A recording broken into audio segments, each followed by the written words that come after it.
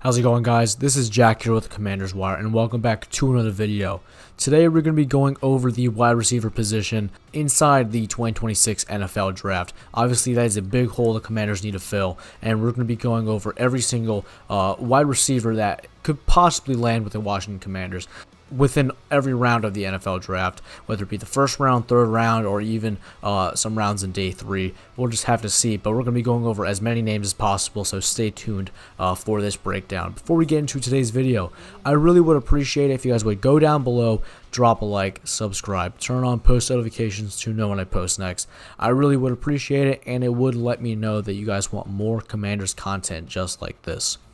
So without further ado, let's get right into today's video. Obviously, the Commanders have a glaring need in the wide receiver position. There's been plenty of arguments. I touched on this in my last video, but there's plenty of arguments on whether the Commanders should go with Jeremiah Love in the first round or drafting a wide receiver with the 7th overall pick.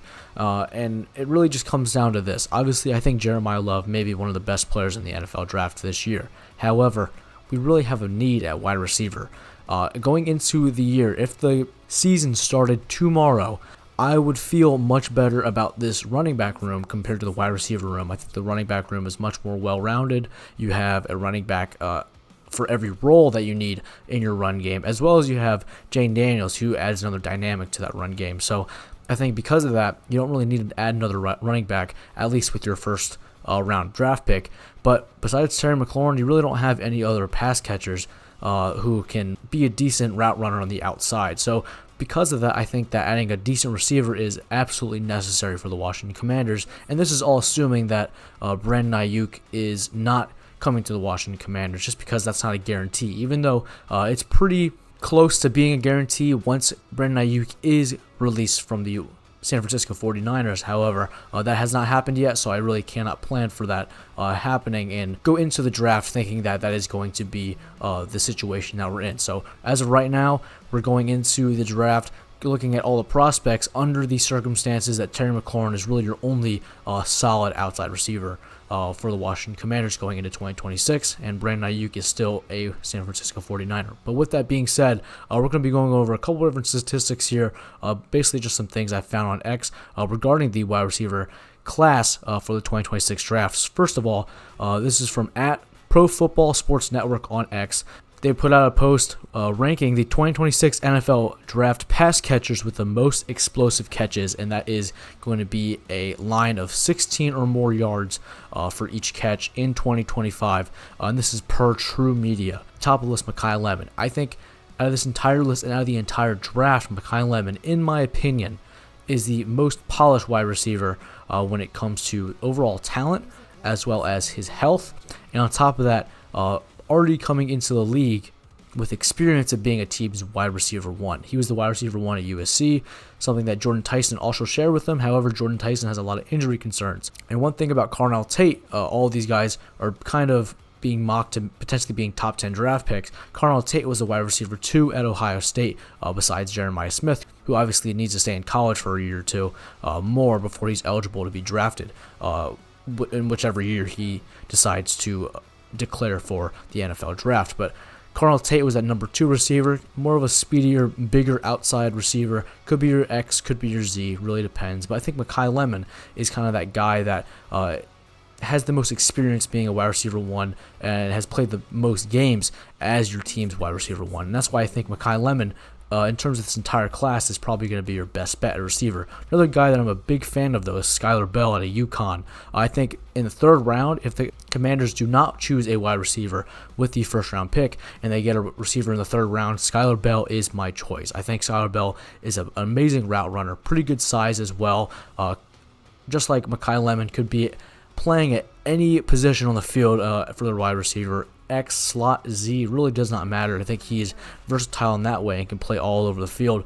3rd on the list, Eric McAllister, another big-bodied receiver on the outside. I feel like he's probably a day 3 pick, maybe mid to late day 3 pick in my opinion. Could slide up to maybe an early day 3 pick, maybe a late day 2 pick, however, but he's also a sleeper wide receiver that I'm pretty high on personally. Jeremy Bernard, another guy, probably going to be a late day 2 pick, early day 3 pick from Alabama.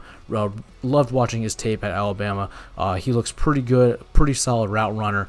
He's just pretty consistent all around. You don't really see a lot of plays where he's just missing the football.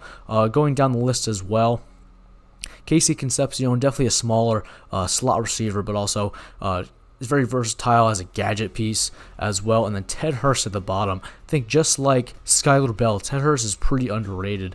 I think he has the potential to be a solid, even number 2 receiver in the NFL, depending on which team he goes to. So that's another guy that you can look at maybe in round 3. Maybe if he falls to round 5 with the Washington Commanders, I could see that happening. However, it's not a guarantee. I'd be super excited about that as well. Ted Hurst, another super talented wide receiver. Surprised he'd never made it into the Power 4 level with the amount of talent he has. This next post comes from @IHarrits. That's going to be Ian Harrits on X. And he's going over missed tackles forced in the final college season according to PFF. Obviously, number 1 name on that list from the 2026 draft class, Makai Lemon, another guy I think has the most potential. I'm also super excited about this. I think this is kind of solidifying my personal opinion with Makai Lemon being the pick at 7 if you do go with a wide receiver. I love Carnell Tate, however, I think Makai Lemon just has the overall talent. He also has the experience as a wide receiver 1 in college to kind of taking over the reins once Terry McLaurin inevitably moves on from the Washington Commanders. Makai Lemon could come in and after a year or 2 be your wide receiver 1 indefinitely. I think that these last 2 statistics definitely back that claim up. But going down the list, Zachariah Branch, I was really fascinated in seeing him that high. I believe he's definitely more of a gadget, kind of speedier receiver, and seeing that he's forcing a lot of missed tackles is very interesting to me personally. I don't know if he's really that twitchy. I never really thought of him as more of a twitchy receiver. I just thought of him more of a speed threat and a yak threat. So I guess that kind of goes into it, but surprised to see him that high. And then obviously at the bottom, Jordan Tyson, definitely more of a route runner. Doesn't really get a lot of yards after the catch, I believe. He definitely is getting up there, a lot of 50-50 balls and just coming down immediately. Same thing with Carnell Tate, more of that Z receiver. He's really getting a lot of yards before the catch rather than after the catch, so it makes sense that he's not forcing a lot of missed tackles. And the same thing with Denzel Boston. He's kind of that outside Z receiver, bigger body, going up for 50-50 balls, not getting a lot of yards after catch, so obviously he's not going to be forcing a lot of missed tackles. So pretty interesting there.